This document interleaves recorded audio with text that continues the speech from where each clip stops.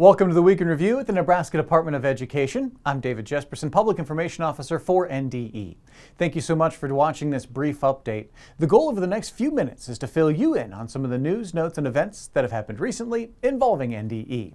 And this week, we released the list of schools across the state that were awarded revision grants to help develop Nebraska's talent pipelines for economic growth and workforce development while strengthening high school, career, and technical education programs. The competitive program provides Perkins funds to school districts. 11 grants worth more than $900,000 were awarded, supporting 12 school districts and 2 colleges. You can find the full release on our website, education.ne.gov.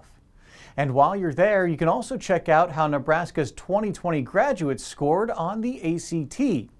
Overall, Nebraska achievement levels remain steady and on pace with the national average on the ACT entrance exam that measures college readiness in English, reading, math, and science. This is the third year nearly 100% of Nebraska's graduates took the ACT as part of the statewide assessment system. Nebraska's average in 2020 composite score is 19.9, down 1/10 of a point from last year.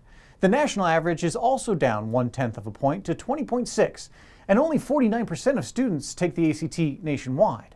The highest possible ACT score is a 36. Compared to the 15 states with 100% of graduates taking the ACT, only Utah and Wisconsin scored better than Nebraska. The number of students taking the ACT in the state also continues to rise as well, up more than 200 students from last year. You can access the full report and see more highlights in our news release online.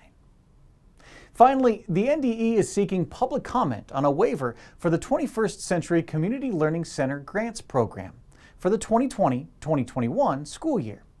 The Every Student Succeeds Act restricts activities provided by a 21st CCLC program to those provided only during non-school hours or periods when school is not in session.